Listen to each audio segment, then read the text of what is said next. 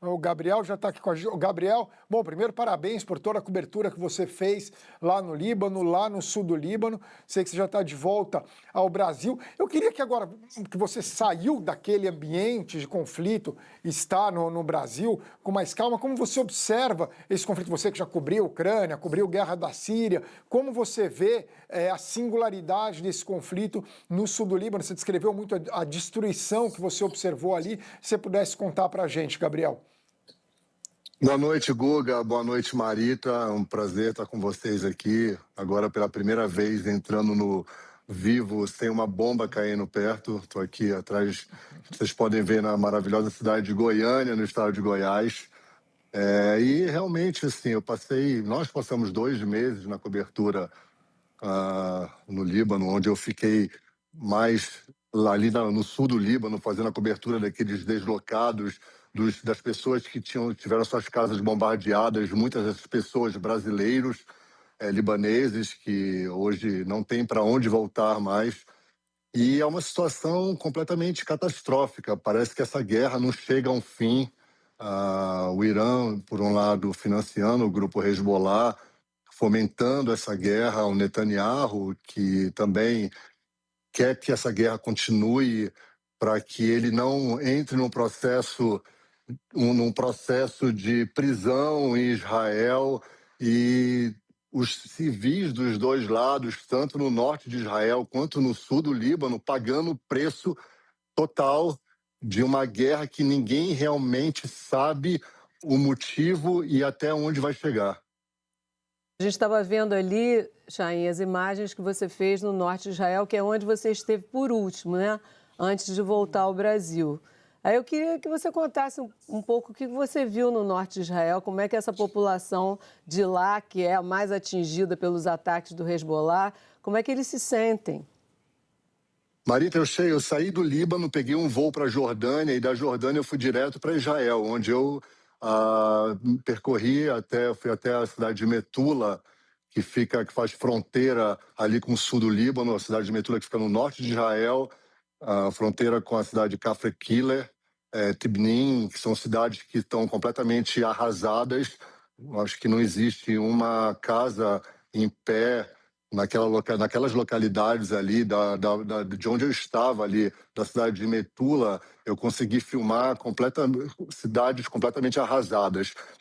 É importante frisar que nos 4 dias que eu fiquei ali no norte de Israel, foram dezenas e dezenas de mísseis do Hezbollah que tentaram adentrar o espaço israelense. Se não fosse por conta do domo de ferro, do Iron Dome, que Israel tem para se proteger contra os mísseis que vêm do Líbano, seria uma catástrofe ali por conta desse grande número de foguetes e mísseis e drones que adentram o território israelense.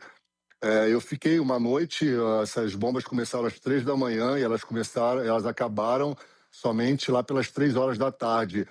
E com sirenes e esses mísseis que são lançados desse domo de ferro israelense, cruzando o ar ali de perto onde eu estava, é um negócio que aterroriza. E uma boa parte dessa população do norte de Israel, eles deixaram suas casas, aproximadamente 80 mil pessoas, eles não têm mais como voltar. Agora, é importante também colocar que a força usada contra o sul do Líbano é uma força desproporcional. São cidades inteiras que foram completamente arrasadas. São mais de 1 milhão de pessoas que estão deslocadas agora. E uma boa parte dessas pessoas, as suas casas não existem mais.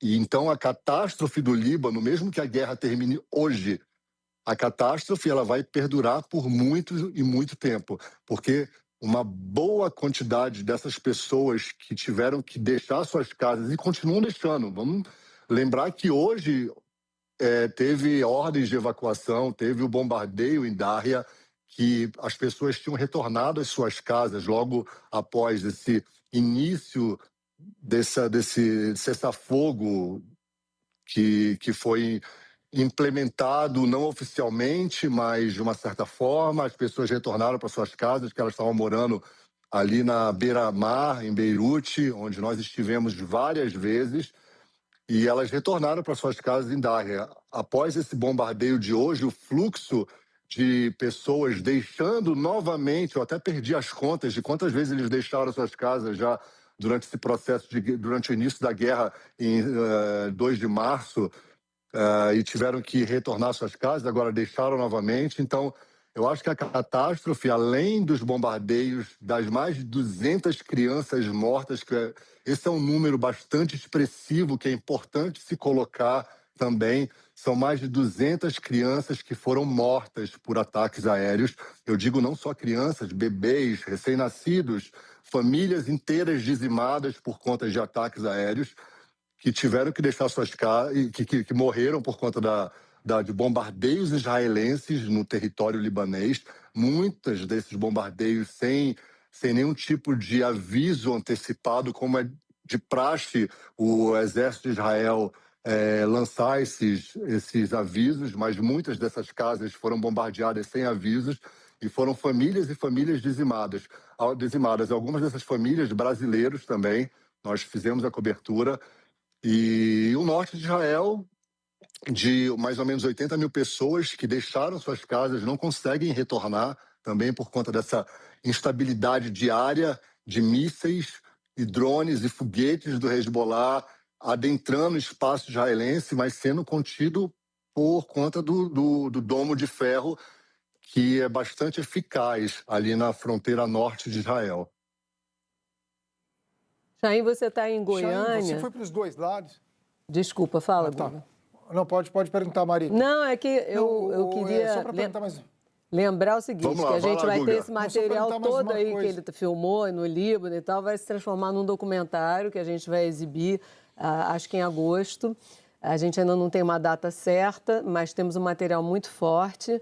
E o Chaim está em Goiânia, Guga, porque ele está fazendo lá a maior exposição de fotos da carreira dele.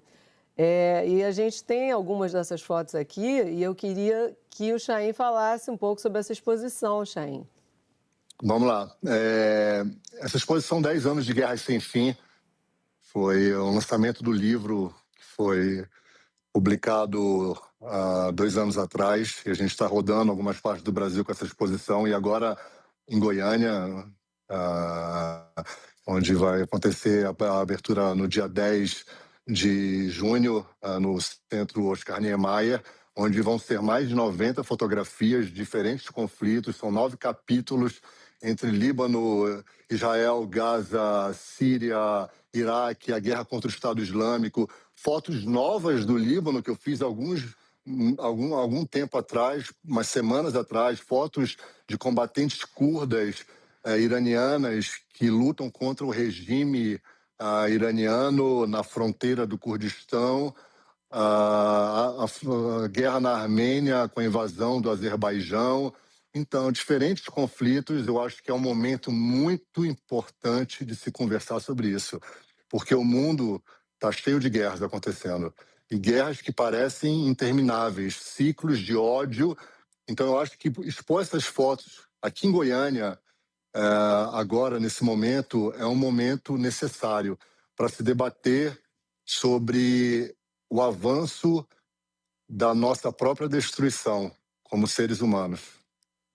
Eu convido a todos, a entrada é gratuita, a partir do dia 10, no Centro Cultural Oscar Niemeyer, em Goiânia. Aviso que terão fotos muito fortes, gráficas, mas que mostram realmente a verdade dos fatos, do que uma guerra traz para a sociedade.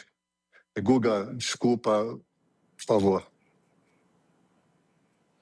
Não, Chaim, só ia te perguntar, voltando a essa temática de guerra, você esteve no lado libanês por um longo período, não foi a primeira vez, também esteve no lado israelense, também não foi a primeira vez, mas conversando com as pessoas, dá para ter alguma esperança de paz em algum momento, especialmente entre Israel e Líbano, mas também ali um pouco a questão dos palestinos? Sei que você já foi para Gaza, já esteve na Cisjordânia, você tem alguma esperança nesse sentido ou não? Você é um super pessimista como eu? Eu acho que não...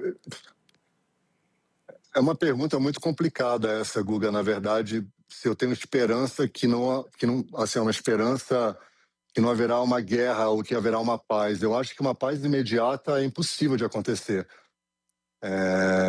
Os dois lados do conflito, principalmente o Líbano, que vem sendo mais afetado de uma forma muito maior, de uma forma bem mais agressiva, muito mais mortes, e estão sofrendo muito mais, mas não tirando o lado também do sofrimento israelense em relação a esse mesmo conflito. Eu conversei com civis do lado de Israel, que, para as pessoas que eu perguntei, o que você pretende, o que é a sua esperança daqui para frente? Você espera que exista uma coexistência entre os dois países, entre Israel e o Líbano?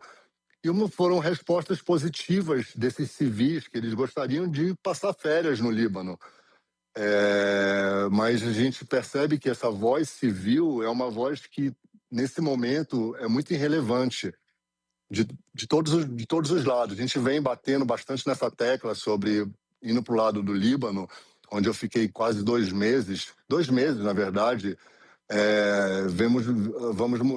Estamos mostramos as mortes de civis, deslocamento forçado de civis, morte de crianças, e parece que ninguém para essa guerra, ninguém consegue colocar um fim nessa guerra que já dura gerações e gerações. Essas crianças que nascem hoje em meio a esse conflito, elas nascem em meio ao terror. Então é muito difícil depois. São gerações que automaticamente são gerações perdidas, porque desde o início, nascendo com bombas, muitas dessas crianças perderam seus pais, suas famílias, suas casas. Então é muito difícil para pessoas do Ocidente vivendo suas vidas normais, sem bomba, sem essa violência abrupta que acontece, conseguir mensurar o psicológico individual de cada pessoa que está em meio à guerra. Muito obrigada, Chaim. Sucesso aí para a sua exposição. E a gente continua se falando que a gente está fazendo aí um filme juntos, né?